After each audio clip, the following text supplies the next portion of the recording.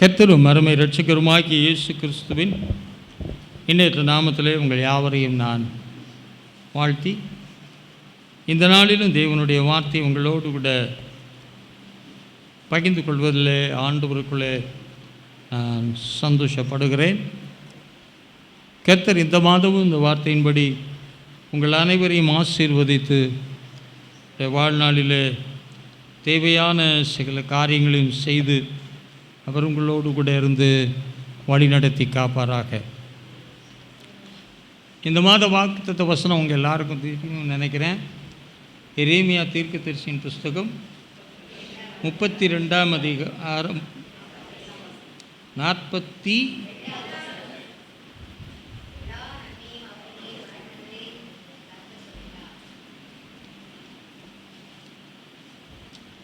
சரி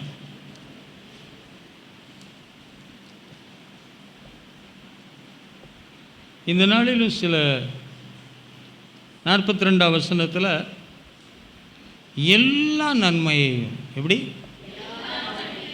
ஆமாம்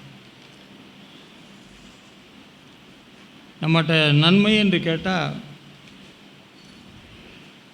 நிறையா இருக்கா கம்மியாக இருக்கா? அதான் இருக்கான்னு கேட்டுருக்கணும் இல்லை?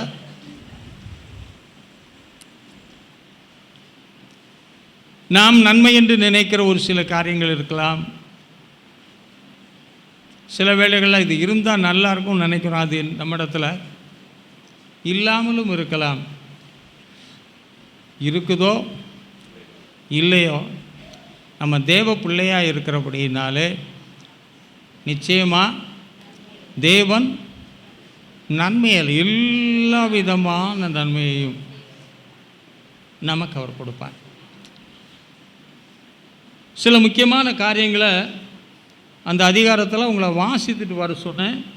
எத்தனை பேர் பைபிளை திருப்பி பார்த்தீங்க? முழுசு வாசித்தீங்களா? இல்லை வாக்குத்தத்த வசனத்தை மட்டும் வாசித்தீங்களா?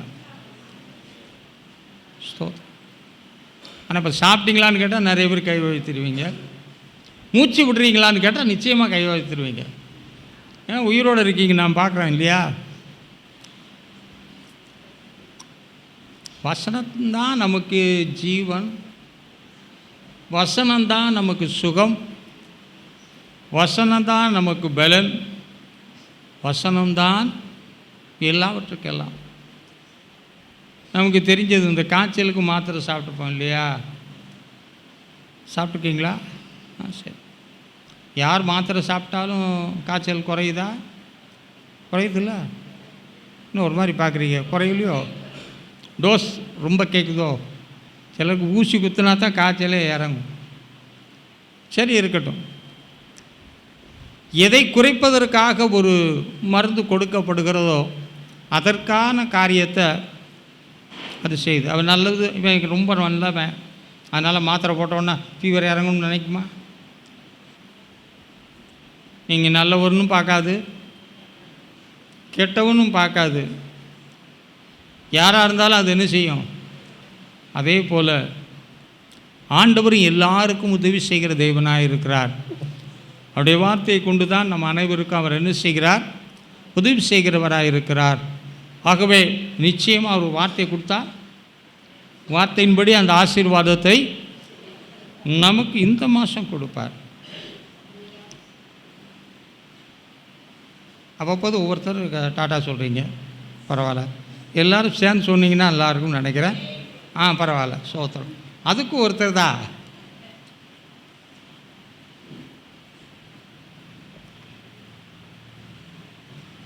எனக்கு கூட தான் ஒரு ரொம்ப ரொம்ப கஷ்டமான ஒரு சூழ்நிலை வழியாக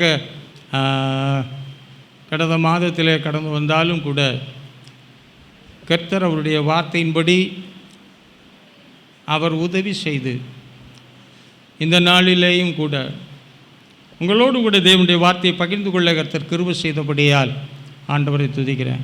வாயிலிருந்து என்னுடைய இன்டெஸ்டைன்ஸில் எல்லாமே முற்றிலுமே பாதிக்கப்பட்ட நிலைமையில் திடீரென்று சொல்லி மருந்து சாப்பிட்டதில் உண்டான ஒரு கோளாறுனால் ஆகிப்போச்சு. சாப்பாடு சுத்தமாகவே முடியவில்லை. கடைசியாக பார்த்தா ரெக்கை இல்லாமல் பறக்கிற மாதிரி இருந்துச்சு. ஒரு பாட்டு பாடுவாங்கல்ல, சிறகில்லாமல் பறக்கிற இந்த மாதிரி. அதுக்கு சில காரியம் செஞ்சால் போதும், சிறக வேண்டாம், நீங்கள் பறக்கலாம். அந்த மாதிரி ஆயிடுச்சு. நீ நேசித்தவர்கள் கூட இப்போ நீங்கள் ஆஸ்பத்திரியில் கொஞ்சம் என்ன செய்யுங்க, காட்டுங்க. தப்பு, அதெல்லாம் நான் தப்புன்னே சொல்லலை. அவன் எங்கெங்கே குத்துவானோ எங்களுக்கு தெரியும். அப்படி பார்ப்பான். அதுக்கு தான் கொஞ்சம் டை அடிச்சுட்டு போகணுன்றது. கொஞ்சம் முடி வெள்ளையாக பார்த்துட்டாருன்னா டாக்டர்ஸ்க்கு ரொம்ப கஷ்டம். வயசாகிடுச்சிங்க. இப்போ இடம் நிறையா வந்தால் என்ன பண்ணுவாங்க? அதனால் இருக்கத்தான் செய்யும் அப்படின்னு சொல்லுவாங்க. ஆனால் தேவனுடைய மட்டற்ற கிருபையினாலே தேவன் அதற்கு ஒரு முடிவை ஏற்படுத்தினார். இன்னும் ரொம்ப தீர்க்க முடியாத நீண்ட ஆண்டுகளாக எங்களுடைய வாழ்க்கையில் தொடர்ந்து சில பிரச்சனைகள், இதுக்கு முடிவே இல்லையா என்பது போலலாம் இருந்துச்சு. உலகம் சுற்றின மாதிரி சுற்றிக்கிட்டே தான் இருந்துச்சு. இப்போ ஒன்றுமே செய்யலை. ஆனாலும் தொடர்ந்து அவருடைய வார்த்தைகளின்படி கர்த்தர் நடத்தினபடியால் அதிலேயும் கர்த்தர் என்ன செய்தார் என்றால் ஒரு பெரிய அற்புதத்தை கர்த்தர் செய்தார். நினைப்பதை காட்டிலும் நாங்கள் வேண்டுவதை காட்டிலும் மிகவும் அதிகமாக செய்த ஆண்டவர் அதில் செய்து கர்த்தர் உதவி செய்தார். ஆகவே என் அருமையான ஆண்டவருடைய பிள்ளைகளே, இந்த மாத வாக்குத்தத்த வசனத்தின்படி இந்த மாதம் எல்லா நன்மைகளும், அப்படின்னா உங்களுக்கு என்னென்ன நன்மை இருக்குதுன்னு ஃபர்ஸ்ட் ஆஃப் ஆல் உங்களுக்கு தெரிஞ்சிருக்கணும். உங்களுக்கு என்னென்ன நன்மை இருக்குதுன்னு உங்களுக்கு தெரியுமா? தெரியுமா? சில தெரியும்ட்டாக தெரியவே தெரியாது. நமக்கு தேவன் வைத்திருக்கிற நன்மை அளவிட முடியாதது. இந்த சுவாசம் போகும் மட்டும் அவருடைய நன்மை நம்மோட இருக்கும். ஆகவே அவர் என்னென்ன நன்மைகளையெல்லாம் எனக்கென்று வைத்திருக்கிறார் என்று தெரிந்தால் மட்டும்தான் கர்த்தர் எனக்கு அதை என்ன செய்ய முடியும், தர முடியும். சில வேளைகளிலே நன்மையை போன்றே இருக்கும், சில வேளைகளிலே தீமையை போலவே இருக்கும். நன்மை மாதிரி தெரிஞ்சதுன்னா நமக்கு என்ன வந்துடும், என்ன நடக்க போகுது, எப்படி மேகம் வந்துருச்சு, காற்று அப்படியே ஒரு மாதிரி வீசுது, அந்த பக்கம் இந்த மழை பெஞ்சுன்னா ஒரு மாதிரி ஒரு நல்ல மனம் வருது, மண் வாசனை. ஆகவே மழை வந்துவிடும் என்ற ஒரு நம்பிக்கை நமக்கு இருக்கும். ஆனால் அதே இல்லாமல் எல்லாமே காஞ்சிக்கு போச்சு, எல்லாமே வற்றி போச்சு, இனி வாழ்க்கைக்கு வழியே இல்லை என்ற ஒரு நிலைமை இருக்கும் என்றால் எனக்கு நன்மை வரும் என்று சொல்லி எப்படி நம்புவேன்? ஆண்டவரை அறியாத காலத்தில் நமக்கு சந்தேகம் வர்றது வாய்ப்பு தான், அது தப்பே கிடையாது. நம் உலக மனிதனாக இருக்கிறபடினாலே உலக காரியங்களை பார்த்து நம்பி அதன் மூலமாய் நன்மைகளை பெற்று அதனாலே வாழ்ந்தபடினால நம்முடைய அடித்தளத்தில் என்ன இருக்கும், இப்படியெல்லாம் இருந்தால் இப்படிலாம் போகும், அதைத்தான் நாம் நம்புவோம்.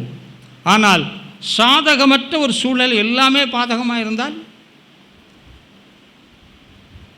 நன்மை வருமோ என்ற கேள்வி நம்ம விட்டு என்ன செய்யாது, போகாது. மாறாக இதோட எல்லாம் அடேப்பா இதுக்கு மட்டும் வாய் தர முடிஞ்சது எந்த மனநிலைமையிலே சில வேளைகளிலே நாம் கடந்து போனது உண்டு. ஆனாலும் கிருபையாய் கர்த்தர் நம்மை காத்து கொண்டிருக்கிறார். ஆகவே தேவனுடைய பிள்ளைகளே, எல்லா நன்மைகளையும் நாம் அறிந்திருந்தால் மட்டும்தான் நன்மைகளை எளிதாக எடுத்துக்கொள்ள முடியும். அதனால் வேதத்தை அதிகமாக படிங்க. தேவனே நன்மைக்கு ஊற்றாக இருக்கிறபடியினால தேவனை நீங்கள் அதிகமாய் பற்றி சார்ந்து வாழ ஆரம்பிப்பீர்கள் என்றால் நன்மையான ஈவு நிச்சயமாய் உங்களை தேடி வந்து அடைவோம் என்பதில் சந்தேகம் இல்லை. ஒரு எளிய ஊழியத்தை செய்த ஒரு தேவ மனுஷனை குறித்த ஒரு சம்பவம் திடீரென்று காலையில் என் மனதிலே வந்தது. அவருக்கு அதிகமான பொருள் இல்லை. மிகவும் கஷ்டத்தோடு தேவனுடைய ஊழியத்தை செய்து வந்தார். அப்படி இருக்கும் பொழுது ஒரு பழைய ஜாமான்கள் விற்கப்படுகிற ஒரு இடத்துல அவர் போய் சுற்றி பார்த்தார். ஒரு பிரசங்க பீடம் அவருக்கு தேவைப்பட்டது. ஆனால் அது பீடம் மாதிரி கிடையாது, சற்று வித்தியாசமாக இருந்தது. அவருக்கு ஒரு ஆசை, இதை வாங்கி என்ன செய்யலாம், எனக்கு பிரசங்க பீடமாக மாற்றிக்கொண்டால் பிரசங்கிப்பதற்கு எளிதாக இருக்குமே என்று சொல்லி விரும்பி அவர்கிட்ட காசு கேட்டார். அவர் நிறைய காசு சொன்னார். துக்கத்தோடு வீட்டுக்கு வந்துட்டு எப்படியாயிலும் காசு சேர்த்து என்ன செய்யணும், இந்த காரியத்தை நான் வாங்கிவிட வேண்டும் என்று சொல்லி ரொம்ப ஆசைப்பட்டார். இப்போ காசு வந்துருச்சு. நேராக அந்த பழைய ஜாமான் விற்கிற இடத்துக்கு அந்த கடைக்கு போனால் இவர் அந்த கடைக்கிட்ட போகிறாரு. அப்போ தான் ஒருத்தர் அதை தூக்கிட்டு போகிறான். எப்படி வந்தார், அவர்கிட்ட இருக்கிற காசை வைத்து கொண்டு பொருளை கேட்டார். ஆனால் பொருளின் விலை அதிகமாக இருந்தது. சரி, வாங்க முடியல, என்ன ஜெபம் பண்ணியிருப்பார், ஆண்டவரை விற்கப்படாதுன்னு ஜெபம் பண்ணுவோம்.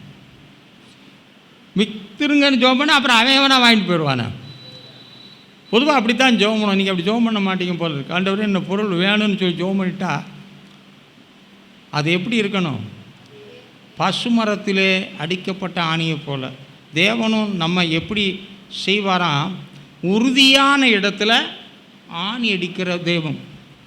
ஆகவே தேவனும் நம்ம உறுதியான இடத்துல அடித்து என்ன செய்யக்கூடாது, கலரக்கூடாதுங்கிற இடத்துல அடிக்கக்கூடிய தேவனாக இருக்கிறார். நமக்கும் மனசில் இருக்கணும், ஆண்டவரே இந்த காரியத்தில் எனக்கு இப்படியே செய்யணும்னு சொல்லிட்டு எப்படி இருக்கணும், உறுதியாக இருக்கணும்.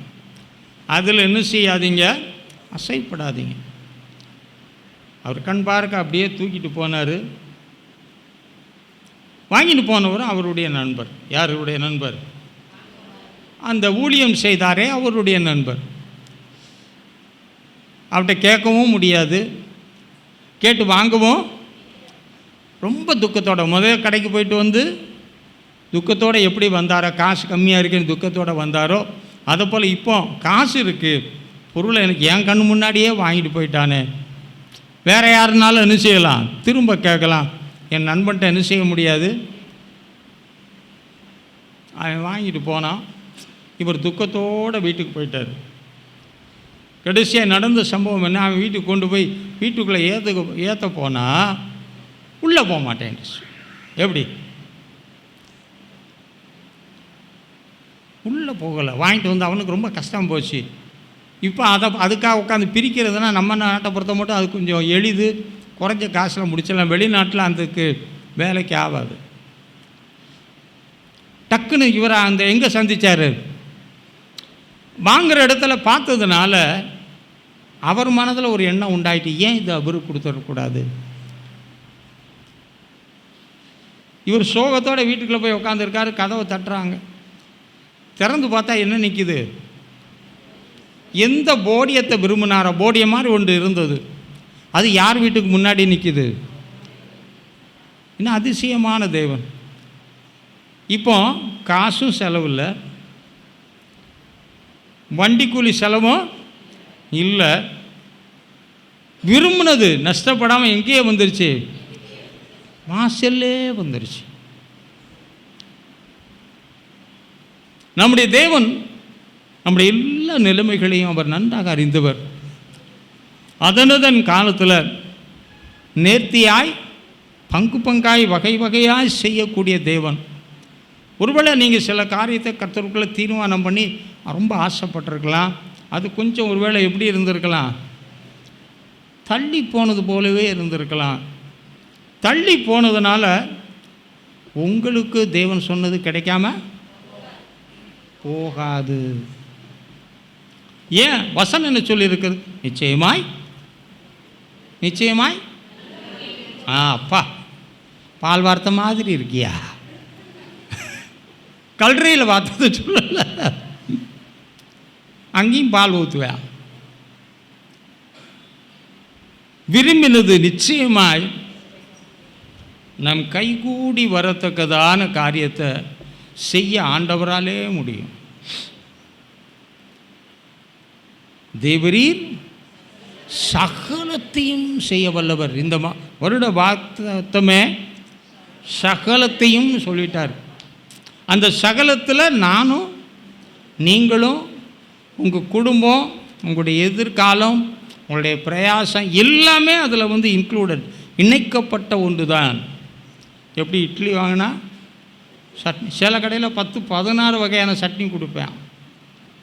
சில இடத்துல 2 கிடைக்கிறதே ரொம்ப கஷ்டம், சாம்பாரும் இதுவும் கிடைக்கிறது. ஆனால் இட்லி வாங்கினா அனைத்து வகை சட்னிகளும் இலவசம் போல நிச்சயமாய் தேவனை உடையவர்களாய் நீங்கள் காணப்படுவீர்கள் என்றால் நிச்சயமாய் சகல காரியங்களையும் கர்த்தர் நமக்கு நேர்த்தியாய் அதன் காலத்தில்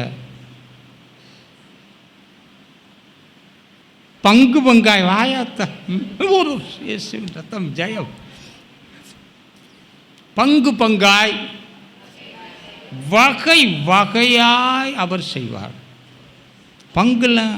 பங்கு பங்கா, அந்த பங்குக்கு என்ன கிடையாது, உலக பங்குக்கெல்லாம் ஒரு அளவு. ஆனால் தேவன் பங்கு கொடுப்பார் என்றால் அது அளவே இல்லாதபடி, வேண்டாம்ப்பா ஆளை விடுங்க சாமி அப்படின்னு சொல்கிற அளவுக்கு நிச்சயமாய் கர்த்தர் இந்த ஆண்டு நமக்கு வாக்கு பண்ணின வார்த்தையின்படி அவர் கொடுப்பார். அதுவும் இந்த மாத வாக்குத்தத்த வசனத்தின்படி பார்க்கும்போது சகலவித நன்மைகள், எல்லா நன்மைகளையும் நான் அவர்கள் மேல் வர பண்ணுவேன். நானே வர பண்ணுறேன்றார். நான் 1000 பிரயாசப்பட்டாலும் சில வேளைகளில் என்ன செய்யாது. ஆனால் தேவன் கொடுக்கணும்னு நினச்சிட்டார்னா அது எங்கே நிற்கும், என் டோர் ஸ்டெப்பில், என் வாசலில் எனக்காக கதவை தட்டி கொண்டு இருக்கும். அப்போ இந்த கால வேளையில் சொல்லணும், எனக்கு தேவையான சகல நன்மையும் என் வாசலை நிச்சயமாக தட்டும். மாற்றி தட்டவே, ஆமாம், அதுக்கு அட்ரஸ் எல்லாம் தெரியாமல் போகாது. அது வேறு வீடு, நம்ம ஒரே மாதிரி வீடு இருக்குன்னு வேறு வீடெல்லாம் தட்டாது. கரெக்டாக நீங்கள் அட்ரஸே போடாட்டாலும் உங்கள் கதவை தட்டும். அப்படிப்பட்ட நல்ல ஒரு வடிவமைப்பை கர்த்தர் கொடுத்துருக்கிறார். ஆனால் நம்ம மனசில் ஒன்று இருக்கணும். வாசித்துட்டு இந்த பகுதிகளில் வரலாம். சங்கீதத்தின் புஸ்தகம் 27ஆம் அதிகாரம்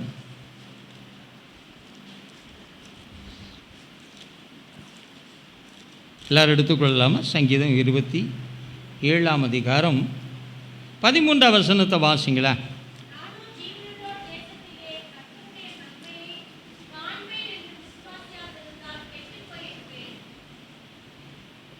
நன்மையை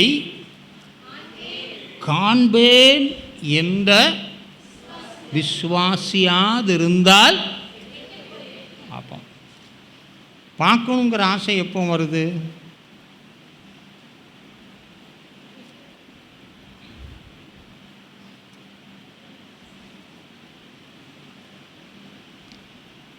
நீங்கள் சொல்லும்போது பாஸ்டர்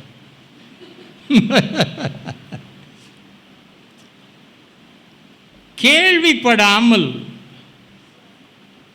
ஒன்றையும் அறிந்து கொள்ள முடியாது. கேள்விப்படாமல் அறிந்து கொள்ளாத பட்சத்தில் காண்பது கஷ்டம்.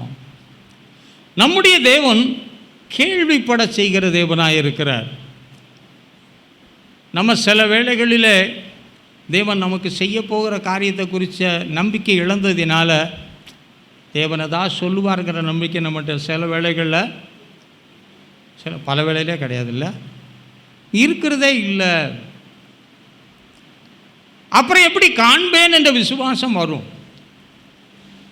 இருக்கிற பொருளையே, எனக்கு சொந்தமான பொருளே எனக்கு கிடைக்குமான்னு அப்படிலாம் இருக்கானா? இருக்குது. நான் மொத்தத்தில் பேசக்கூடாதுனால சொல்லலை. சில இடத்துல நான் பல இடங்களில் போயிருக்கிறேன். பாஸ்டர், பேரளவில் ஒரு கருவேப்பில் மாதிரி இருக்கிறேன் இந்த இடத்துல. என் வீட்டில் எல்லா நிறைவும் இருக்கிறது. நான் அப்படி வீடுகளெல்லாம் பார்த்துருக்கிறேன். உயர்ந்த அதிகாரி, 2 பேரும் பல்லாயிரக்கணக்கான சம்பளம் வாங்குறவங்க, பெரிய வீடு, ரோட்டில் தோப்பு எல்லா வசதியும் இருக்கிறது. என் பேர் பெத்த பேர், ஆனால் என் வாழ்க்கையில் ஒரு நிம்மதி கூட கிடையாது. கிறிஸ்தவர்கள் தான். தேவனை தேடுகிற குடும்பம்னா அது ஒரு மாதிரி தேடுற குடும்பம். ஆனால் கர்த்தர் ஒரு அற்புதத்தை செய்தார்.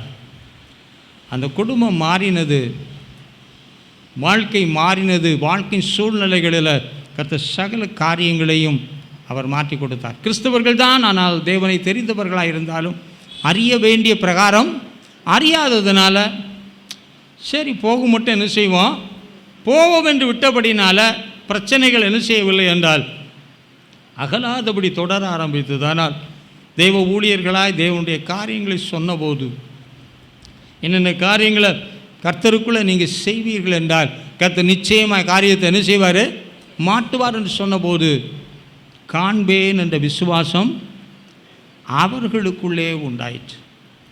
அப்போ ஒரு கிறிஸ்தவர்களாக இருந்தாலும் கூட தேவன் சொல்லுகிற அநேக காரியங்கள் காதில் விழுந்திருக்குமா, விழுந்திருக்காது, ஆலயத்துக்கு போவாங்க.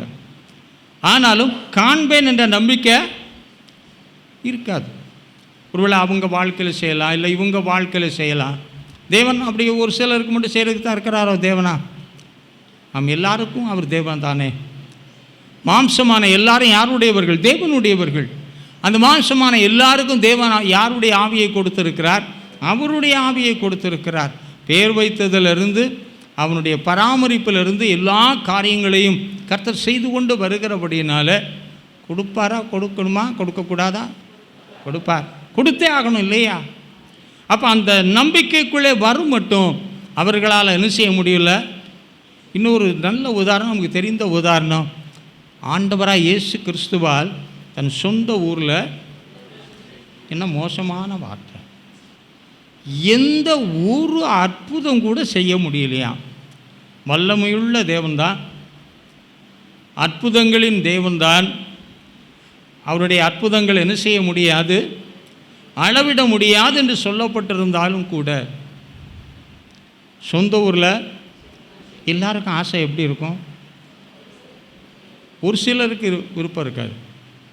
பொதுவாக எல்லாருக்குமே ஆசை இருக்கும். நம்ம வீட்டில், நம்ம குடும்பத்தில், நம்முடைய பிள்ளைகளுடைய வாழ்க்கையில், நம்முடைய எதிர்காலத்தில் நாம் நம்பிக்கை வைத்திருக்கிற காரியங்களில், நாம் தேவனுக்காக செய்த இந்த காரியத்திலெல்லாம் கர்த்தர் செய்வாருங்கிற என்ன வேணும், நம்பிக்கை வேணும். தேவன் அந்த நிலைமைக்கு நேராகத்தான் நம்மை கொண்டு வந்தாலும் கூட அநேக வேளையில் அவிசுவாசம் நல்லா ஸ்ட்ராங்காக பிடிச்சிக்கும்.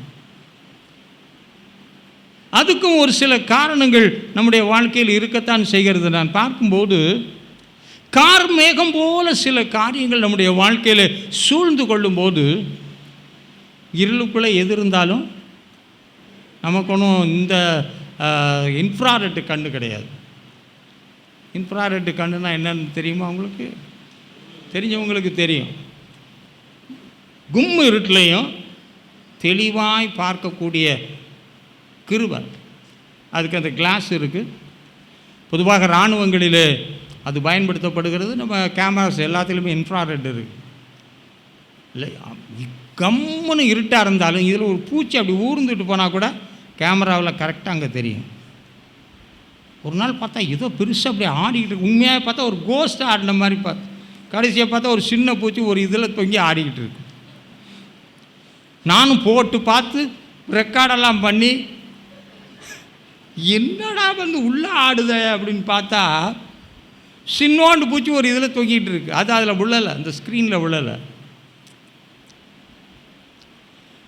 அப்போ இருளிலே பார்க்கக்கூடிய அந்த இன்ஃப்ராரெட் ஸ்ட்ரக்சர் இருக்கும் என்றால் ராத்திரி என்ன செய்யலாம், நமக்கு அதுக்கு மேலே ஒரு கண்ணு கொடுத்துருக்கிறாரே, கொடுத்துருக்காரா கொடுக்கலையா?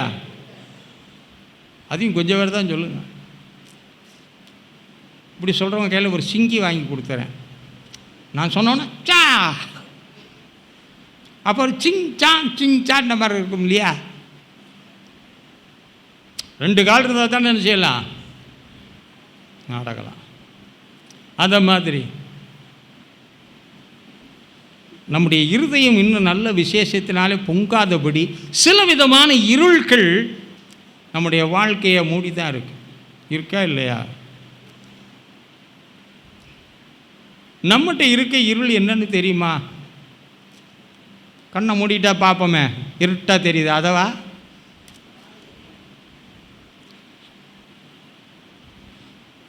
சில ஜோம் பண்ணுவாங்க, அவ கண்ணை மூடி ஜோம், எங்கே பார்த்தாலும் இருட்டா தெரியும். கண்ணை மூடி ஜோம் பண்ணால் எப்படி தெரியும்?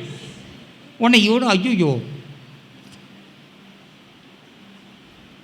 நம்முடைய மனமே இருளடைந்த ஒரு சூழ்நிலையிலே காணப்படுகிறது. அதனால தான் பக்தன் சொல்லும்போது, ஆண்டவரே உடைய வேதத்தில் உள்ள அதிசயங்களை பார்க்கும்படி என் மனக்கண்கள் திறக்கப்படட்டும்.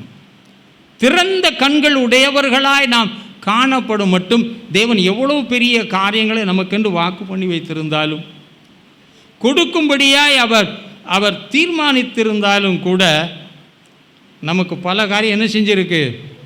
இருளாக மூடிட்டு இருக்கனால இந்த இருளுக்குள்ளே இருக்கிறது நமக்கு என்ன செய்யலை. அப்போ இந்த காலவேளையில் என்ன செய்யணும்? ஆண்டவரே எல்லா இருளும் தாவீதுகிட்ட கேளுங்க. தேவரி சங்கீதம் 18 நம்ம வாசித்திருக்கிறோம். தேவரீர் என் விளக்கை ஏற்றுவீர், அவர் அருளிய வெளிச்சம் என் இருளை வெளிச்சமாக மாற்றிவிட்டது. அப்போ இந்த கால வேளையில் இருள் நிச்சயமாக மூடத்தான் பார்க்கும். எப்படின்னா, உங்களுக்கு தேவன் வைத்திருக்கிற காரியங்கள் எடுத்து என்ன செய்யப்படாது, சந்தோஷப்படக்கூடாது என்பதற்காக, அதில் சந்தோஷப்பட்டு இன்னும் தேவனோடு கூட நீங்கள் மகிமைப்பட்டு வாழ்க்கையை நடத்தக்கூடாது என்பதற்காக, இன்னும் அதிகமாக தேவனுக்கென்று செயல்படக்கூடாது என்பதற்காக நிச்சயமாக சில விதமான இருள்கள் நம்மை மூட பிரயாசப்படும். அப்போ அப்படிப்பட்ட இருள் மூட பிரயாசப்படும் பொழுது, இருட்டு வந்தோடனே ஐயோ நீ யாரா கத்துறீங்களா? இருள் வந்தால் கத்துறாள் இருக்கா? இருப்பாங்க யாராவது, இருட்டுக்கே போக மாட்டாங்க. அப்போ நம்ம என்ன செய்யணும்? இருளில் வெளிச்சத்தை ஏற்றுவது நம்முடைய கடமை அல்லவா? விளக்கு எங்கே இருக்குன்னு தெரிஞ்சால் தான் விளக்கு ஏற்ற முடியும். ஆனால் நமக்கு இப்போ எங்கேயும் தேட வேண்டாம். அவர் அருளிய வசனம் வெளிச்சமாக இருக்கிறது. வேதம் வெளிச்சம். ஆகவே வேத வசனத்தை கொண்டு நம்மை சுற்றி இருக்கிற எல்லா இருளின் நிலைமைகளும் மாற்றப்பட நாம் பிரயாசப்படுவோம் என்றால், தாவீதை போல சொல்லலாம், கர்த்தர் என் இருளை என்ன செய்வார்? வெளிச்சமாக்குவார். அது ஒரு ஸ்டேஜில் சொன்னான். இன்னொரு ஸ்டேஜில் சொல்லும்போது சொல்கிறான், இருளையே வெளிச்சமாக மாற்றுவார்.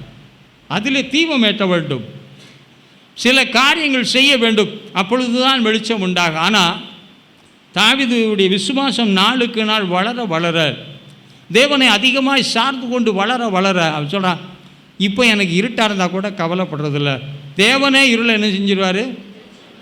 முதல்ல இருள் வந்தால் நான் என்ன செய்யணும்? விளக்க தேடணும், கொளுத்தணும். இல்லைன்னா சிலருக்கு உட்காந்து ஆண்டவர் சில வசனத்தை தாரும் கேட்கணுங்கிற ஒரு நிலைமை உண்டாகணும். ஆனால் நம்ம நிலைமை அந்த நேரத்தில் விரும்பின வசனம் என்ன செய்யாது பாருங்கள், வரவே வராது. மற்ற நேரம்லாம் அந்த வசனம் நம்ம மனசில் ஓடிக்கிட்டே இருக்கும். ஆனால் ஒரு சிக்கலான ஒரு நேரத்தில் அந்த வசனம் வேணும்னு நினச்சா என்ன வராது? அந்த வசனத்தோட தொடர்பு இல்லை. விளக்கை போன்ற வசனம் என்று சொல்லப்பட்டிருக்கிறது. அது காரிருளை நிச்சயமாக மாற்றும் என்று சொல்லப்பட்டிருக்கிறதாகவே இந்த வசனம் பிரகாசிப்பதற்கு அநேகருடைய வாழ்க்கையில் தடையாக இருக்கிற இந்த கால வேளையில் நல்ல ஜெபம் பண்ணுங்க. நீங்கள் இப்போ விளக்கை தேடி கண்டுபிடிச்சுன்றதெல்லாம் ரொம்ப கஷ்டம். ஒன்று தேவரீர் என் விளக்கை என்ன செய்யுங்க? ஏற்றுங்க. ஆண்டவரை ஏற்றுவாரா ஏற்ற மாட்டாரா? உலகத்தில் எல்லா ஒரு நல்ல காரியத்தை செய்யும் முன்பதாக விளக்கேற்றி செய்கிறான். நம்ம தான் நல்ல காரியம் நமக்கு நடக்கிறதா, நம்ம கொண்டு தேவன் செய்ய இருக்கிறது தான். ஆகவே நிச்சயமாய் நம்முடைய விளக்கை அவர் ஏற்றுவார். மற்ற விளக்கெல்லாம் கரண்ட் இருந்தால் தான் எரியும், இல்லைன்னா எண்ணெய் ஊற்றினா தான். ஆனால் இந்த விளக்கு ஒரு நாளும் அணையாது. என் தகப்பனா ரொம்ப முரட்டு விசுவாசம். அமாவாசை நேரத்தில் ஒரு காட்டு பாதையில் ஊழியத்துக்கு போகும்போது நல்ல நேரத்தில் நமக்கு தெரிய மாட்டேங்குது பாதை. என்ன செய்வீரோ ஆண்டவரே, நான் அந்த பாதை வழியாக போகணும், இன்னவூர் சென்று அடையணும். அவர் நடந்து போய் ஊழியம் செய்கிற ரொம்ப சந்தோஷப்படுகிறவர். அது அவருடைய விருப்பம், அது தப்பெல்லாம் கிடையாது. இருட்டில் அவருக்கு முன்பதாக மட்டும் ஒரு வெளிச்சம் அப்படியே போக போக அவர் வாட்டில் போய் போக வேண்டிய இடம் போய் சேர்ந்தார்.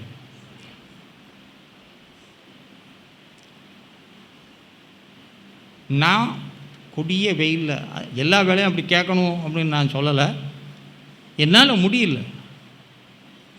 நான் வீடு போய் சேர்ற மட்டும், ஆண்டவரே வெயில் என் மேலே நீங்கள் கேளுங்க நான் செய்வார். அது ஒரு முடியாத வேலையாக இருந்து உங்களால் தாங்கிக் கொள்ள முடியாத ஒரு சூழ்நிலையாக இருந்தால் நிச்சயமாய் கர்த்தர் அந்த இடத்துல உங்களுக்கு அற்புதம் செய்வார். என் வாழ்க்கையில் நடந்தது இன்னும் மறக்க முடியாது, பொய் சொல்லலை. இந்த கை உடஞ்சிருக்கும் போது பிளேட்டிங் பண்ணியிருந்தேன். நான் போன சாலையில் நம்ம வண்டியில் விளக்கு அவ்வளோ நல்லா இருக்காது இல்லையா, ஒரு பள்ளம் வண்டி தான் கிட்ட வந்தோன்னே தான் பார்த்தேன். இது பாக்ஸர் வச்சுருந்த வண்டி, நல்ல இவ்வளோ அகலத்தில், எப்படியும் நம்ம இவ்வளோ ஆழத்தில் பள்ளம் இருக்குது. பார்த்தேன், இப்போ தான் என்ன செஞ்சுருக்கு, பிளேட் பண்ணியிருக்கு. விழுந்தா கை காலெலாம் ஏற்கனவே பட்டப்பாடு, பிளேட் வளைஞ்சி போச்சுன்னா இன்னும் கஷ்டப்படணும். ஒன்றும் செய்யலை, கை ரெண்டை மேலே தூக்கி ஆண்டவரேன்னு சொன்னேன், அவ்வளோதான். என் வாழ்க்கையில் இன்றைக்கும் மறக்க, இது போன்ற அநேக அற்புதமான காரியங்களை பார்த்துருக்கேன். பொதுவாக கியர் உள்ள பைக்கில் ஆக்சிலேட்டர்லேருந்து கையை எடுத்துட்டிங்கன்னா வண்டி ஆஃப் ஆகிடும். பள்ளத்துக்குள்ளே பைக்கு போய் விழுந்து இப்படி விழலை, இப்படி ஏறி, நான் சர்க்கஸ் இது வரைக்கும் செஞ்சதில்லை. இந்த மரண குழி அப்படிலாம் சொல்லுவாங்கல்ல, அது மாதிரிலாம் செஞ்சதில்லை. அதுவாக இறங்கி அதுவாக ஏறி மேலே வந்து நின்றுச்சு. அதுக்கப்புறம் வண்டி ஓட்டிகிட்டு போனான். இதெல்லாம் சத்தியமாக வாய்ப்பே கிடையாது. எங்கள் மிஷினரி அவர் விமானம்லாம் வச்சுருந்தார், பழுதாகி. டாக்டர் சார்ல்ஸ் கிரீனவே என்பது அவருடைய பேர். அவர் விமானம் பழுதாகி டெசர்ட்டில் விழுந்துருச்சு.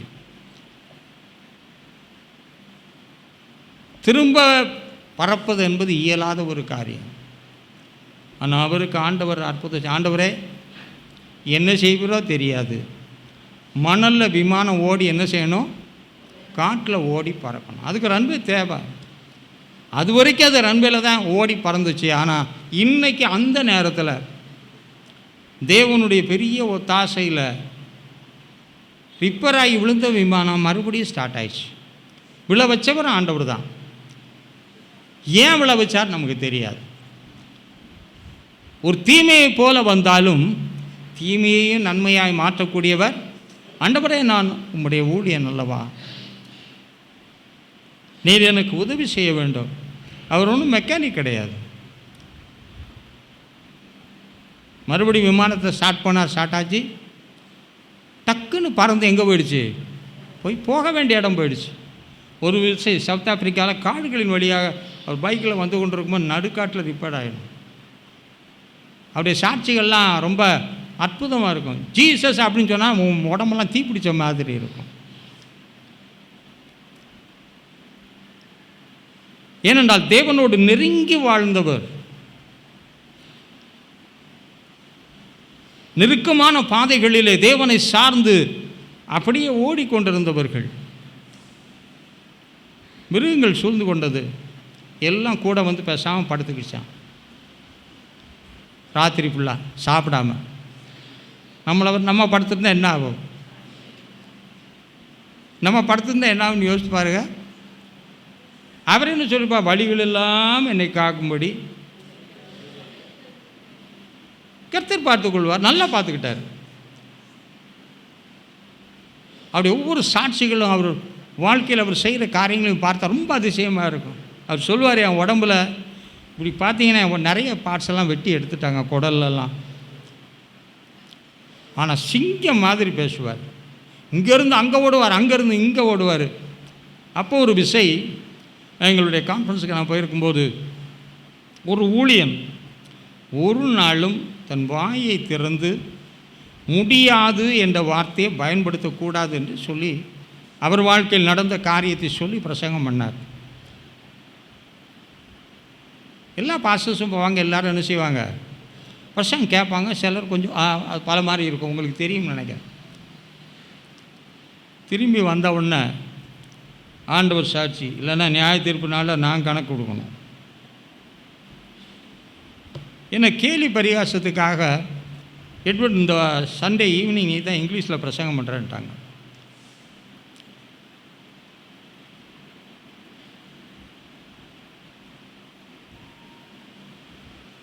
நமக்கு தமிழ் தான் தெரியும், தமிழ் தான் பிரசங்கம் பண்ணியிருக்கிறேன், இன்றைக்கி நீ பண்ணணும் அப்படின்னு.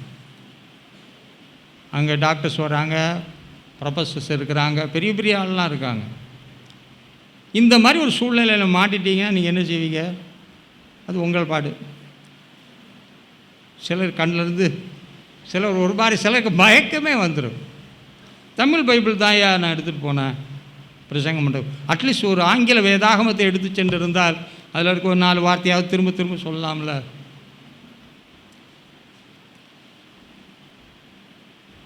ஒருவன் இந்த மலையை பார்த்து எடுத்த பிரசங்கம் நான். ஏன்னா அங்கே பிரசங்கம் கேட்டு வந்தேன். அவர் வாழ்நாளில் நடந்த சம்பவத்தை எல்லாம், ஏன்னா நாங்கள் அனுபவபூர்வமாக அவருடைய கூட்டங்களில் பார்த்துருக்குறோம், தேவனுடைய கிரியைகளை பார்த்துருக்குறோம். நம்மளும் என்ன செஞ்சிருவோம் நினச்சாங்க, சரி இன்னைக்கு எட்வர்ட் பொழப்பு கவுந்துச்சு. அதே வசனத்தை வச்சு தமிழ் பைபிளை வச்சு 3/4 மணி நேரம் பிரசங்கம் பண்ணாங்க. முடிஞ்ச உடனே அங்கே இங்கிலீஷ் ப்ரொஃபஸர் வந்து கையை கொடுத்தார்.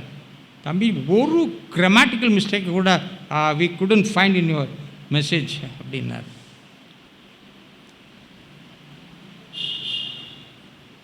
என்ன நம்பிக்கைன்னு நினைக்கிறீங்க? அந்த நம்பிக்கை நம்மை ஒரு நாளும் வீண் போகவே விடாது.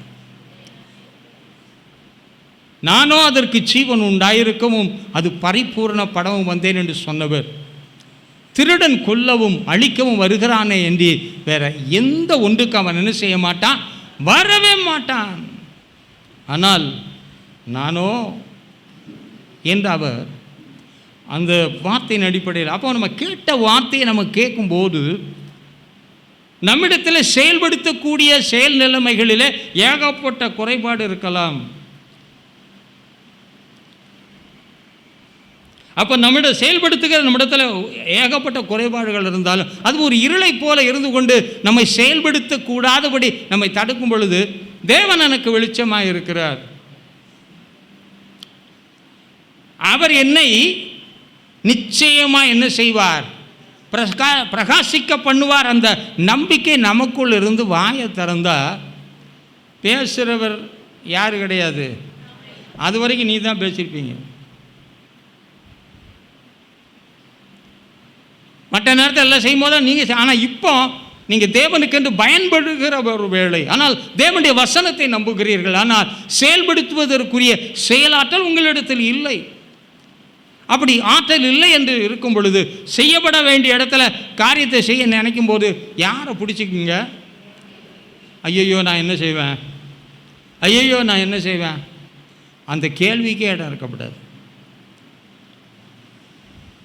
கர்த்தரை நீங்கள் சார்ந்து கொள்வீர்கள் என்றால், தனக்கு வெளிச்சம் இல்லாத காலத்தில் எசாயா சொல்லும்போது சொல்லுகிறான், விளக்கை போன்ற அந்த வசனத்தை அவன் பிடித்து கொண்டால் அந்த வெளிச்சம் அவனுக்கு நிச்சயமாய், அதை எங்களுடைய சொந்த வாழ்க்கையில் பார்த்துருக்கிறேன்.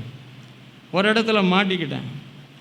அப்போ அங்கே ஆங்கிலம் தெரிந்தவர்களும் தமிழும் தெரிந்தவருக்காங்க. இடப்பட்ட விஷயத்தில் ஒன்றுமே முடியாது. போனால் எதாவது ப்ரிப்பேர் பண்ணிட்டு போனால் எதாவது பேசலான்னு வைத்துக்கொள்வோமே. ஆங்கிலத்திலையும் நான் தான் பேசணும், என்ன செய்வரோ தெரியாது. ஆங்கிலத்திலும் பேசி தமிழிலும் பேச கர்த்தர் கிருபை செய்தார். ஜீவானந்த் அவர்களோட நான் நிறைய இடங்களுக்கு பயணம் செய்திருக்கிறேன். அப்போது ஒரு இடத்துல போகும்போது அவருக்கு டிரான்ஸ்லேட்டர் மறுத்துட்டார். என்னால் முடியாது. எழுந்து பேச ஆரம்பித்த போது அந்த தேசத்து மொழியினாலே விடாமல் பிரசங்கம் பண்ணார். மொழியை உண்டாக்குனதும் யார்? அப்போ ஒரு இடத்துல பயன்பட வேண்டும். ஆனால் இப்போ மொழிபெயர்ப்பதற்கு ஆள் இல்லை என்றால், ஜனங்கள் தேவனுடைய வார்த்தையை அறிந்து கொள்ள முடியாது என்றால், கர்த்தர் அதற்குரிய கிருபை நிச்சயம் உனக்கு சேர்த்தே தருவார். உங்களுக்கு எதில் திறமை இல்லையோ அதிலே தேவன் அதிகமான கிருபைகளை தர நீங்கள் கேளுங்க. நான் பயன்பட முடியாமல் இருக்கேன், என்னுடைய காரியங்கள் ரொம்ப குறைவாக இருக்கிறது, என்னால் செயல்பட முடியாமல் இருக்கிறது, கேட்டு பாருங்களேன்.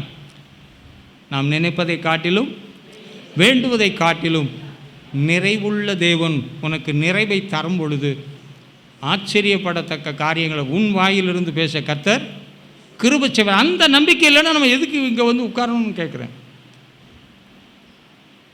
எதற்காக தேவனுடைய ஆவியானவர் நம்மோடு கூட பல ஆண்டுகளாக போராடுகிறார்?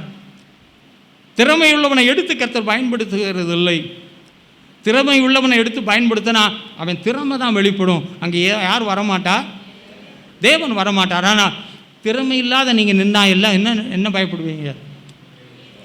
ஐயோ வந்து உட்கார்ந்துருக்காலாம் இப்படி இருக்காங்க, நான் என்ன பேசுகிறேன், என்னை பார்த்து எல்லாரும் என்ன செய்வாங்களே, பரிகாசம் பண்ணுவானே. கவலைப்படாதீங்க. கர்த்தர் உள்ளவனை அவமாக்கும்படியாய், ஞானி அவமாக்கும்படியாய், நிறைவுள்ளவனை அவமாக்கும்படியாய், பலமுள்ளவனை அவமாக்கும்படியாய் பலவீனமான என்னை தெரிந்து கொண்டிருக்கிறார் என்று செயல்படுத்தி பாருங்க. உங்கள் துக்கமெல்லாம் மாறி போகும், உங்களுடைய பிரச்சனையெல்லாம் மாறி போகும். நம்ம வாயை திறந்தோன்னே என்ன திறப்போம்? ஒன்றா நான் சொல்லவே மாட்டேம்மா. இந்த இடத்துல பலசாலி அவங்க தான்.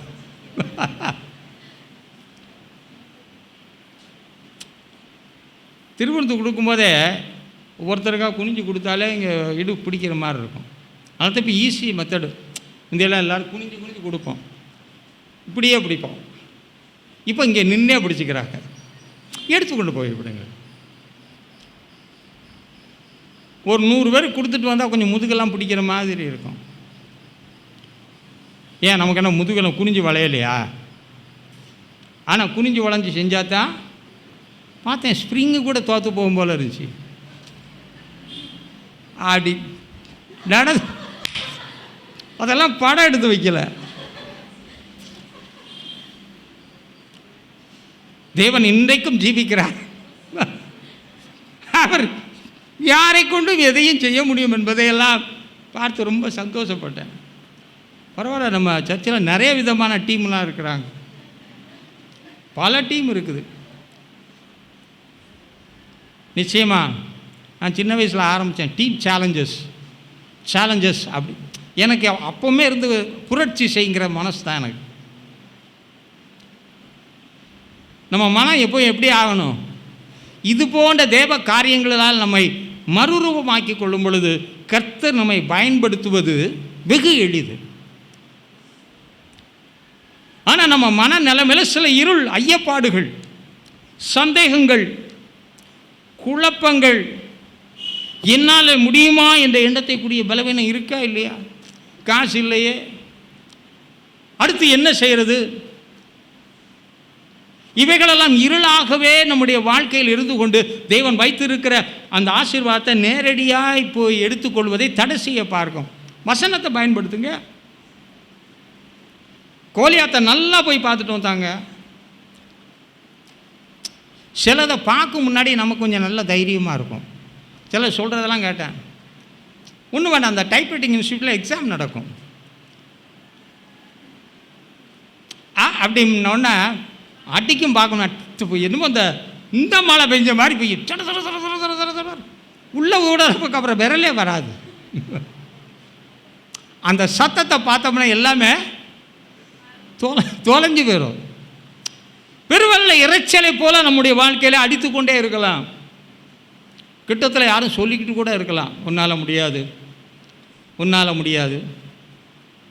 சாஸ் இங்கே பேசுவான், இன்னொன்று இருக்க, நமக்கு உள்ள ஒன்று இருக்க, அது இங்கேருந்து பேசும். இங்கே இருக்க விவசாயம் கொஞ்சம் ஸ்டாப் பண்ணிக்கலாம். ஏன்னா நான் கொயரில் இருந்தனால ஒவ்வொருத்தருக்கும் ஒவ்வொரு பிச்சு கொடுப்பாங்க. டென்னருக்கு, ஹை டென்னருக்கு, சுப்ரானா, ஒன்றுக்கும் லாங்கிறத அவங்களுக்கு அப்படி சொன்னார்னா அவருக்கு உண்டான கரெக்டாக எங்கள் டோனை பிச்சை எடுத்துக்குவோம். இங்கே எல்லா பிச்சையும் சேர்த்து இப்போ என்ன செய்கிறாங்கன்னா சில வேளையில் பார்த்தா உண்மையாகவே தாங்க முடியாமலே இருக்கும். என்கிட்ட இருக்கிற சுபா ஆல்டோ பாடிட்டு ஓ பேஸ்கோ ஓ ஓ ஓ அப்படின்ட்டு இங்கே எல்லா சேர்த்து ஓ அப்படின்னுது. ஸ்லிப்பாக விடாது. என்கிட்ட 1000 கூச்சல் போட்டாலும் சரி, என் பிச்சு எனக்கு என்னன்னு தெரியும். சொல்லுவாங்க டக் டக் டக் டக் அப்படின்னோடனே எல்லோரும் அவரவர் பிச்சு அப்படியே கரெக்டாக வரும். அப்போ அந்த வரும்போது அந்த ஹார்மோனியை கேட்டால் ஸோ ப்ளசன்ட் அண்ட் மார்வலஸ் அப்படி கொண்டு வரணும்னு பார்க்குறேன். ஆனால் அது இந்த பிரிசத்தில் பட்ட லைட்டு மாதிரி பல கலரில் பிரிஞ்சு போயிடுது. ஆனாலும் மாறும்.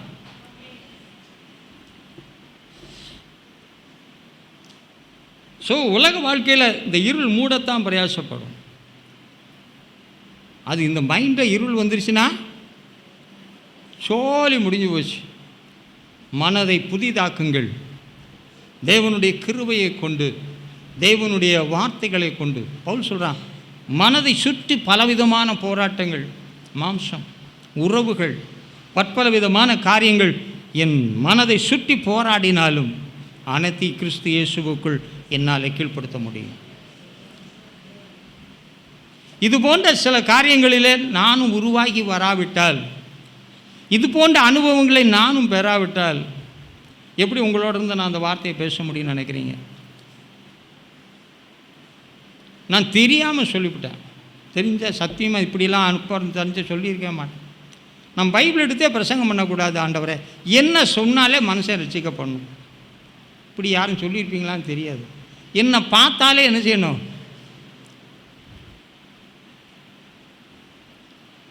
நான் பைபிள் வச்சு பிரசங்கம் பண்ணணுங்களே. என் வாழ்க்கையில் நடந்த ஒவ்வொரு சின்ன சின்ன காரியத்தை சொன்னாலும் அது லிவிங் டெஸ்டிமனி தான்.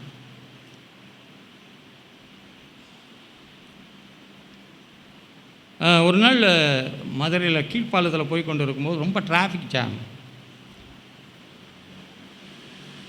சைக்கிள் ஓட்டிகிட்டு இருக்கும்போது தெரியாமல் காலை கீழே வச்சுட்டேன்.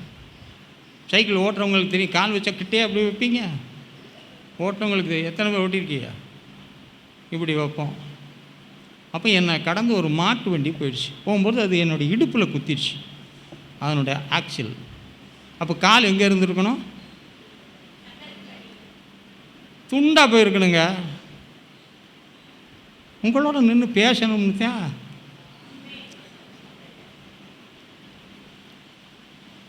அந்த பள்ளத்தில் இறங்க ஒரு சில அந்த மாதிரி மயிர்கூச்சலான அனுபவங்கள்லாம் இன்றைக்கி இருக்குது. பெத்தட்டி நீ உனக்கு கொடுக்காதன்னு சொல்லி டாக்டர் கேஷீட்டில் எழுதிய குத்தி பிடிச்சேன். அம்மா, எங்கள் வீட்டு அம்மா இல்லை, ஸ்டாஃப் அம்மா. குத்துனவுன்னா ஆட்டை அப்படியே வந்து பிடிச்சிது. இந்த கை உடஞ்சி கிடக்கு. இப்படி கட்டி இதை அப்போ தான் சர்ஜரி பண்ணி இப்படி தொங்க விட்டு போயிட்டாங்க. அப்போ தான் நினச்சேன், ஏசுநாத் என்ன பாடு விட்டுருப்பாருன்னு.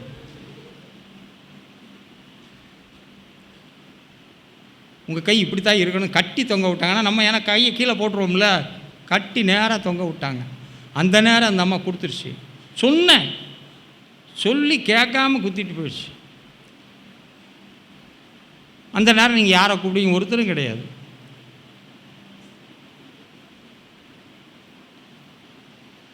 ஹார்ட்டை பிடிக்கும் முன்னாடி வேறு யோசிக்கலாம். ஹார்ட்டை பிடிச்ச மாதிரி எதை யோசிக்கிறது? வேறு தான் யோசிக்கணும். அடுத்து நான் சோழி முடிஞ்சுதுறான்னு. இன்றைக்கி உயிரோடு இருக்கனே தேவ கிருபையில். வெள்ளங்கள் எவ்வளவோ வாழ்க்கையில் புரண்டு போயிருக்கிறது. எவ்வளவோ மரண கட்டுகள் வாழ்க்கையில் புரண்டு போயிருக்கிறது.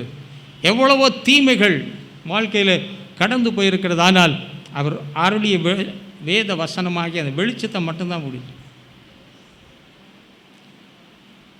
நம்ம வாயை விட்டு அந்த வார்த்தை என்ன செய்யப்படாது? பிரியவே கூடாதுங்க. நிறைய பேருக்கு அந்த மேன்மை தெரியல. உன்னோட இருக்கிற உங்கள் அப்பா பெரிய டாக்டர்னு உன்னை காப்பாற்ற முடியாது, பெரிய ஸ்பெஷலிஸ்டாக இருக்கலாம், உன்னை காப்பாற்ற முடியும். ஆனால் இவர் மட்டும் காப்பாற்றுவார், எந்த இடத்துல இருந்தாலும் சரி. என் உயிரெலாம் போய் திரும்ப வந்ததுங்க, சும்மாலாம் பேசலை. என் சோல் எனக்காக ப்ரேயர் பண்ணிச்சு. நான் இப்படியெல்லாம் அனுபவங்கள் இருக்கிறது என்பதையெல்லாம் வாழ்க்கை பாதையில் பல பாதையில் போனனால கற்றுக்கொண்டு அப்படின்னாலும் இந்த காலவெளி உங்களோட இருள் சூழ்ந்து கொள்ள முடியும்.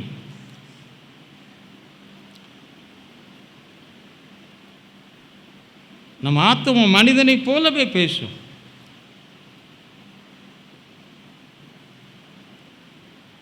ஐ கிளைம் இட் பேக், என் ஜீவனை நான் திரும்ப எடுத்துக்கொள்கிறேன் என்று ஆத்மா சொல்லிச்சு.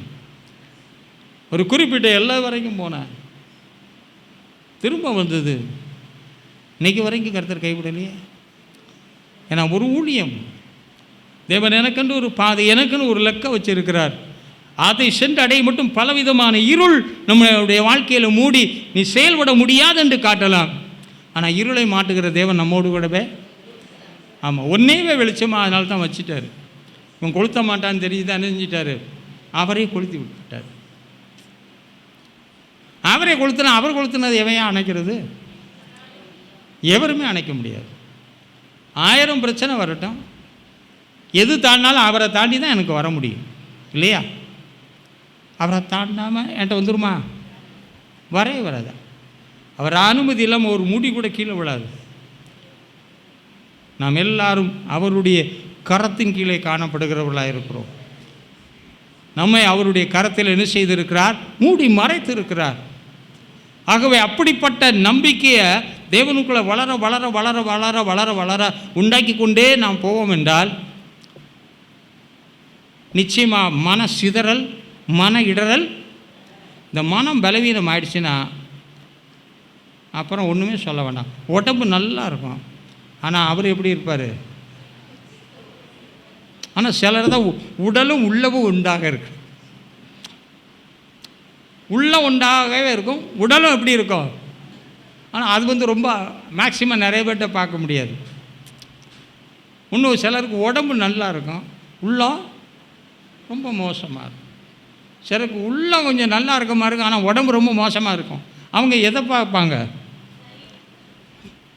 ஆனால் இதை எதையும் பார்க்காம அவரை மட்டும் பார்த்தீங்கன்னா நிச்சயமாக அந்த இலக்கை அடைய கர்த்தர் கிருபை செய்வார். பவுலடியான பிரியன் தீண்டிச்சு, ஏன் வேற எவனையா கடிக்கப்படாதா?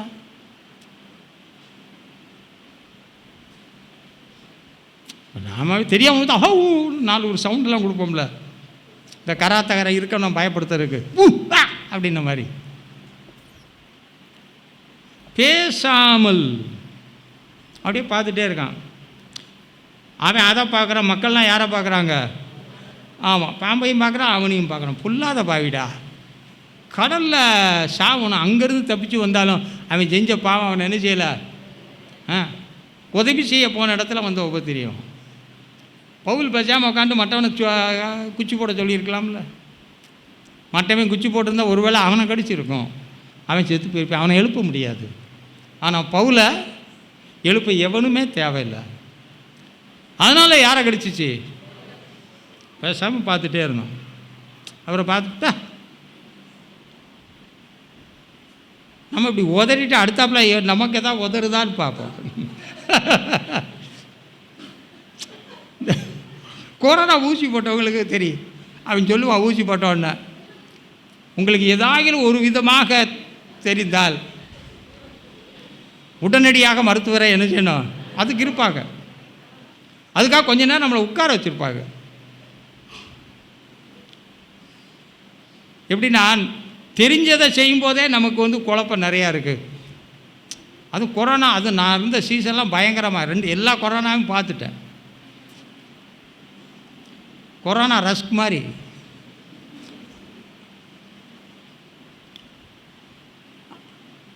அந்த ஊசி போட்டு உட்காந்துருக்க மக்களெல்லாம் பார்க்கணுமே, அப்படியே டைமையும் பார்ப்பா. இவ்வளோ நேரம் சரி 5 நிமிஷம் தான் போயிருக்கு. நமக்கு புதுசான படப்படன்னு இருந்தால் ஹார்ட்லாம் அடிக்காது. ஆமாம், இது வரும் வரைக்கும் ஹார்ட்டு நான் இப்போ ஒருமா இல்லையே, இப்போ ஒரு மாதிரி அடிக்குது. அப்புறம் கொஞ்ச நேரத்தில் எப்படி அடிச்சுக்கிறோம்? வேறு மாதிரியே அடிச்சிடும். அது அவங்களை தூக்கிட்டு போகிறதுக்கு ஆள் ரெடியாக இருப்பாங்க. ஏன்னா ஒரு ஆம்புலன்ஸு அவங்க இது பண்ணுறதுக்கு எல்லாமே அங்கே போயிருக்கணும். பேசாமல் இருந்தீங்கன்னா அது ஒன்று என்ன செய்யாது. ஆமாம், நம்ம சபையில் கொரோனா ஊசி போடாதவங்க ஒருத்தங்க தான் இருக்காங்க. 1 2 2 பேர் இருக்கு. 3 பேர் இருக்கீங்களா? 1க்கு 2 உபத்திரத்துக்கு சொல்லலை, பரவாயில்ல, 3 சாட்சிகளால். ஆனால் கொரோனா ஊசி போட்டதுனால நிறைய விதமான காம்ப்ளிகேஷன் இருக்குது.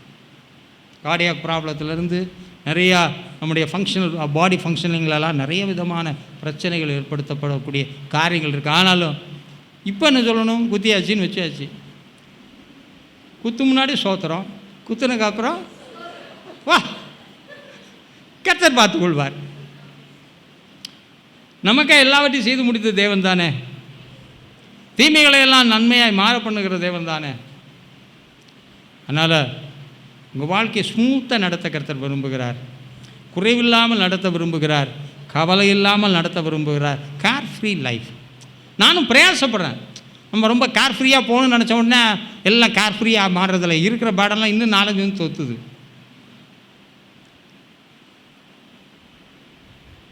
பாஸ்டர் நீங்கள் பலவத்துக்கு போனால் உங்கள் சட்டையை பிடிச்சே நான் சட்டையவே கொடுத்துறேன். இப்படி பலர் சொல்லியிருக்காங்க. உங்கள் சட்டையை பிடிச்சிக்கிட்டே வந்தனா நான் சட்டையவே கொடுத்துட்றேன், பத்திரமா வச்சுங்க. நைட்டு தூங்கும்போது அந்த சட்டையை என்ன செய்யுங்க. ஒருவேளை ராத்திரிக்கு தூங்கும்போது இயேசுநாதர் வந்தார்னா சட்டையோடு தூக்கிட்டு போயிடுவார். சகல நன்மைகளையும் கொடுக்குற தேவன். அவர் நிச்சயமாக உங்களுக்கு கொடுப்பார். உங்களை எல்லாமல் வேறு யாரும் கொடுக்க போகிறதே இல்லை.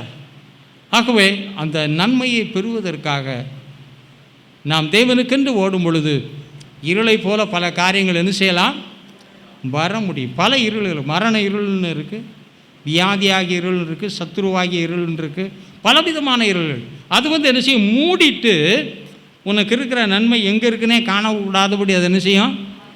அப்போ வசனத்தை கொளுத்து. தாவீது விதமாக செய்தான் என்று பார்க்கும்போது அந்த 27ஆம் சங்கீதத்தில் அவன் சொல்கிறான், ஃபஸ்ட்டு எடுத்தோடனே முதல் வசனத்தில் அவன் சொல்கிறான், அவர் எனக்கு வெளிச்சமாக இருப்பார்ரா. அவனுடைய அன்ஷேக்கபிள் கான்ஃபிடென்ஸ் இன் காட், அசைக்க முடியாத ஒரு நம்பிக்கை தேவன் மேலே வச்சுருந்தது. அதுதான் நம்மகிட்ட இருக்க நம்பிக்கையெல்லாம் பெண்டில் மாதிரி tick tock size the city கிளாக்ன மாதிரி இங்கிட்ட அசைஞ்சிக்கிட்டே தான் இருக்கும். பார்த்தா இப்படி அசைஞ்சு தானே பெண்டெல்லாம் ஓடி கிளாக்கு ஓட வைக்குது அப்படின்னு சொல்லி 2 சைடில் மேக்னெட்டை வச்சான். 6 மாதம் ஓடுற பேட்டரியை 2 வருஷமாக ஓட வைக்கிறது காரணம் என்ன தெரியுமா? இன்னொரு விசையாக ஒரு விசை. பொதுவாக கிளாக் டிக்டாக்னு ஓடினா தான் அது ஓடும். நீங்கள் என்ன தான் கீ கொடுத்து வச்சாலும் அது எப்படி இருக்கும், ஃபுல் கீயை சாப்பிட்டுட்டு முழு பூசணிக்காவை வச்சு முழுங்கின மாதிரி உட்காந்துருக்கும். அதை அசைச்சு விட்டால் தான் என்ன செய்யும். ஒருத்தன் அசைச்சு விட்டு கீ கொடுத்து அசைச்சு விட்டால் ஓடினதை பார்த்தா இது என்னடா அப்படி, அதை வேற ஒரு இதாக மாற்றலாமே. எனக்கு எப்போவுமே அந்த மாதிரி தான் யோசிக்கக்கூடிய. பார்த்தான் 2 சைடில் 2 மேக்னெட்டிக் காயில், இதை ஒரு மேக்னெட்டாக வச்சான். அது பாட்டில் கரண்ட்டு ப்ரொடியூஸ் ஆகிட்டு இருக்குது. ஸ்டார்டிங் தான் தேவைப்பட்டுச்சு, விடாத கரண்ட். அப்போ இடைவிடாது செயல்படுவதற்கு ஒரு மாற்று ஏற்பாடாக உண்டாக்கும்போது அது நல்லா இருக்குல்ல.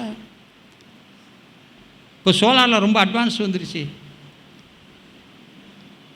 மழை பெஞ்சாலே சோலார் கரண்ட் ப்ரொடியூஸ் பண்ணுதுன்றான், இருட்டில் ப்ரொடியூஸ் பண்ணுதுன்றான்.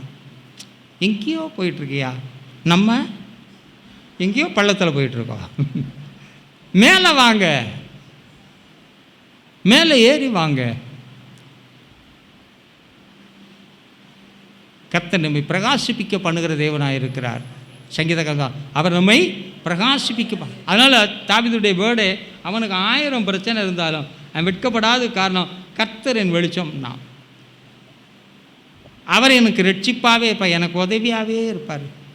நம்ம அப்படி முழுசாக சொல்ல முடியுதா? சில வேளை இருப்பார், சில வேளை ரட்சிக்காமல். இப்போது உதாரணம் எடுத்துக்கொள்வோம். கர்த்தருக்காக நின்னாங்க, எல்லாரையும் கை காலையும் கட்டி எதில் போடு, எப்படி இருந்திருக்கும்? இப்போ எல்லாருமே சொல்கிறேன், வெளியே பேசும்போது 1000 பேசுவோம், ஆனால் உள்ளான மனசில் இருக்க தான் செய்யும். அது எப்படிப்பட்ட மனிதனாக இருந்தாலும் சரி. அவங்க ஏன் ரெடி ஆகிட்டாங்கன்னா, தப்பாக சொல்லலை, பேச்சுலர்ஸ், நம்ம எதையும் சார்ந்தில்லை, நமக்காக எதுவுமே வந்தால் வரட்டும் போனால் போட்டோம், வேறு கதை. குடும்பம் பிள்ளையோ எல்லாம் நிறையா இருக்கும்போது இப்படி சொல்கிறதுனா கொஞ்சம் நமக்கு முன்னாடி பல மூஞ்சி வந்து நிற்கும். அன்றைக்கி ஒருத்தவங்க சொல்கிறாங்க, பாஸ்டர் சொப்பனத்தில் சிலர் மூஞ்செல்லாம் எனக்கு முன்னாடி நிற்கிது, அதனால எனக்கு பயமாக இருக்குது. வரத்தாயாச்சு, அவன் அழகாக சொல்கிறானே, அவர் என் ரட்சிப்பாக இருக்கிறார், அவர் என் ஜீவனின் பலனானவர். நான் எதுக்குமே கத்தரை வச்சுன்னு அடுத்து என்னை பட்சிக்க ஒரு 2ஆம் வசனத்துலேருந்து சொல்கிறான். 3ஆம் வசனம், எனக்கு விரோதமாகவே ஒரு பாளையமே இறங்கினாலும். தாவீதுக்கு விரோதமாக இருக்கிறது ஒரு பாளையமா? அவனுக்கு ரொம்ப பயம். நம்ம மாதிரி நாள்னா ஒரு ஹெல்மெட்டை மாட்டிட்டு என்ன செஞ்சிருவார், ஆபா கல்லுக்குள்ளே போட்டப்படாத ராத்திரி தூக்கும்போது பயந்து போய் படுத்துருக்கணும். ஒன்றும் அவனை அசைக்க முடியவில்லை. கர்த்தர் நியமித்த காலங்கள் வரைக்கும் வெற்றியாய் ஓடிக்கொண்டே இருக்கிறது இல்லையா? அதனால தான் சொல்ல முடிஞ்சது, அவர் என் இருளை வெளிச்சமாக்குவார். நான் விசுவாசிக்கிறேன். காரணம், விசுவாசத்தை துவக்கிறவரை முதல்ல கொண்டு வந்துட்டான். விசுவாசத்தை கெடுக்கிறதெல்லாம் எங்கே கொண்டு வந்துட்டான்? கீழே கொண்டு வந்துட்டான். நம்ம விசுவாசத்தை கெடுக்கிறதெல்லாம் மேலே கொண்டு வந்து வச்சுக்க வேண்டியது, விசுவாசத்தை கொண்டு குழி தோண்டி வச்சுக்கிறது. அது போயிடக்கூடாதுல்ல. நானும் விசுவாசத்தை தூரெல்லாம் போட பத்திரமா வச்சுருக்கேன். அந்த ஒருத்தன் ஒரு தாளத்தை தோண்டி பதிச்சு வச்சாலும் அது மாதிரி பத்திரமா வச்சுருக்கேன். அப்புறம் கொடுத்துடணும், வேறு யாரும் தூக்கிட்டு போயிடக்கூடாதுன்னு. இந்த காலவேளை நீங்கள் எப்படி இருக்கிறீங்க? உங்களை கொஞ்சம் மாற்றிங்க. வாழ்க்கை ஒரே விஷயம்தான், திரும்ப வராது. அந்த ஒரே வாழ்க்கையை நீங்கள் எவ்விதமாய் பயனுள்ளதாய் வைத்து கொள்வீர்களோ அதை பொறுத்தே உங்களுடைய எதிர்காலம். உங்கள் எதிர்காலம் மட்டுமல்ல, கிறிஸ்துவின் வருகை மட்டும் உங்கள் சந்ததிக்கு எதிர்காலமே நீங்கள் தாங்க. நம்ம செலுத்துகிற கிரயம்தான் நம்முடைய பிள்ளைகளின் எதிர்காலத்துக்கு வித்தாகவே இருக்கும். உண்மையாக தாவீதின் பிள்ளைகள் தாவீதை போல எந்த கிரயமும் செலுத்தவில்லை. ஆனாலும் தாவீதுக்கு செலுத்தின கிரயத்தின் நிமித்தமாக கர்த்தர் சில காரியங்களை இறக்க செய்தார். பரலோகம் போவான்னு சொல்ல மாட்டார். உலக வாழ்க்கையில் கர்த்தர் அந்த ராஜ்யத்தை ஸ்திரப்படுத்துறதுக்கு கூட இருந்தார். அது உலக ராஜ்யத்துக்கு இவ்வளோ இருந்தால் பரலோக ராஜ்யத்தை ஸ்திரப்படுத்த கர்த்தர் கூட இருக்க மாட்டார். இந்த தேவன் என்றைக்கும் உள்ள சதா காலங்களிலும் மரண பரியந்த நிச்சயமாக நடத்துவார். இவனுக்கு லேசாக கண் உருமானா, ஐயோ கண் ஒரு மாதிரி போகுதே, இழுக்குதே, அவ்வளோதான் முடிஞ்சு போகுது. வாங்க வாங்க எல்லோரும் வாங்க, அவன் என்ன செய்ய போகிறேன்? அவனா அவர் வந்தால் போதும் என்று நான் சொல்லுகிறேன். ஆகவே இருள் மூடத்தான் பார்க்கும். கர்த்தர் ஒன்று வெளிச்சமாக்கி வச்சிருக்கிறார். அதுவும் தேவனுடைய திட்டம் உலகத்தில் இருக்கிற இருளையே வெளிச்சமாக்குவதற்காக ஒன்று வெளிச்சமாக வச்சுருக்கார். ஏதோ வத்தி குச்சி மாதிரி கேண்டில் மாட்டி இல்லை, உலகத்தின் இருளை மாற்றுவதற்காகவே ஒன்று வெளிச்சம். அப்படி சொல்லி ஜெபம் பண்ணுங்க, வாயால் சொல்லிக்கிட்டே இருங்க. ரட்சிப்பு உண்டாக ரோமர் 10ஆம் அதிகாரத்தில் வாசிக்கிறோம். வாயினால் என்ன செய்து கொண்டே இருக்க வேண்டும், சொல்லிக்கிட்டே இருங்க. நிச்சயமாக சில ஒரு டைம் ஆகிடுச்சு, நான் முடிக்க விரும்புகிறேன். சில வேளைகளில் நம்முடைய ஜெபத்துக்கு பதில் வராதது போல் ஒரு காரியங்களை நீங்கள் கண்டிருக்கலாம், நானும் பார்த்துருக்குறேன். நீங்கள் எந்த வரமுள்ளவர்களிடத்தில் போய் ஜெபம் பண்ணால் கூட அவர்களிடத்துலேருந்து ஒரு நலமான வார்த்தை கூட வராது. காரணம் என்னவென்றால், நீயே தேவ சமூகத்தில் விழுந்து அதை எடுத்துக்கொள்ளணும்னு கர்த்தர் விழும்பும்போது நம்ம அப்படி இப்படி பார்த்துக்கிட்டே இருந்தால், சில இடத்துல நான் தான் ஜெபித்தாக வேண்டும் என்ற ஒரு காரியம் இருக்கும்போது அப்படிப்பட்ட இடத்தில் மட்டும்தான் சில வேளைகளிலே தேவன் அமைதி காப்பார். ஜெபம் பண்ணுங்க, பதில் இல்லையா? விசுவாசமாக ஜெபம் பண்ணி பாருங்கள். பொதுவாக நான் ரொம்ப சிக்கலான 2 பேரை கூப்பிட்டு ஜெபம் பண்ணுவேன். நெக்ஸ்ட்டு ஆக்ஷனில் தான் போயிடுவேன். என் கால் திடீர்னு சொல்லி 2 நடக்க முடியாமல் போயிடுச்சு. ஒரு உயரமான இடத்துல உட்கார வைக்க சொல்லிவிட்டு 2 விசுவாசியை கூப்பிட்டேன். அவன் ஒன்றும் பயங்கரமான விசுவாசியெல்லாம் கிடையாது. வசனம் சொல்லியிருக்கு. 2 விசுவாசியை கூப்பிட்டு அங்கே பாவரிக்கெல்லாம் செய்ய சொல்லலை. நீங்கள் ஜெபம் பண்ணுறீங்க, நான் மேலேருந்து குதிக்கிறேன். குதிச்சிட்டேன். ஜெபம் பண்ணி முடித்தோடனே ஐயோ கால் எல்லாம் பார்க்க குதிச்சிட்டேன். இன்றைக்கு வரைக்கும் இந்த கால் ஒன்றும் ஆகலையே. கிறிஸ்துவின் வருகை வரைக்கும் ஒன்றும் ஆகாதபடி கர்த்தர் காப்பார். படுத்து உட்கார்ந்து நடந்து அப்படி பிரசங்கம் பண்ண நான் விரும்பவே மாட்டேன். இறுதி வரைக்கும் தேவ சமூகத்தில் நின்று அப்படிலாம் பேசல மாட்டேன். கரண்ட் இருந்தாலும் சரி, மைக் இருந்தாலும் சரி, இல்லாட்டாலும் சரி, 100 பேராக இருந்தாலும் சரி, 1000 பேருக்கும் சத்தம் கேட்குற மாதிரி பேச முடியும். நாங்களாம் வெந்து போனவான்னு பேசுகிறது கொஞ்சம் கஷ்டமாக இருக்குது. கத்த பயம் ஹீல்ஸ் மீ, குணமாக்கி கொண்டிருக்கிறார். ஆனாலும் கூட்டம் வந்துச்சுன்னா அதுக்கு ஐயோ பேச வராத, உள்ளேருந்து ஆம்பிளிஃபையர் இருக்குது, தன்னை போல் சத்தம் வெளியே வந்துடும். அழைச்சவர் அவரியா? அவருக்காக இந்த உடம்பு, எனக்காகவே கிடையாது. அவருக்காக இந்த உடம்பு இருக்கும்போது அவருக்கான வேலை இன்றைக்கி உலகத்தில் என்ன செய்யலை. அப்போ அந்த வேலை முற்று முடியும் வரைக்கும் இதை அவர் எப்படி பார்க்கணுமோ, ஆமாம், பார்த்து செஞ்சு போன ஆள்லாம் நிறைய பேர் தெரியும் எனக்கு. ஆனால் எதையும் கண்டுக்காமல் போய் இன்றைக்கும் உயிரோடு இருக்கவனையும் தெரியும். அதனால் கர்த்தரை நம்பி நீங்கள் செயல்படுவீர்கள் என்றால், இந்த மாதம் நேரம் ஆகி போச்சு, தேவன் எல்லா நன்மையையும் ஒவ்வொரு நாளும் ஒவ்வொரு நிமிஷமும் ஒரு தீமையாக வந்தாலும் அந்த தீமையவே கர்த்தர் எப்படி மாற்றி தருவார். வெறும் நன்மையாக பார்த்துனா அது கொஞ்சம் சந்தோஷம். இப்போ தீமையை நன்மையாக மாறினா ஆமாம், மென்மேலும் பெருக செய்து உங்களை ஆசீர்வதிப்பாராக. ஆமென். கண்களை மூடி ஜெபம் பண்ணலாம்.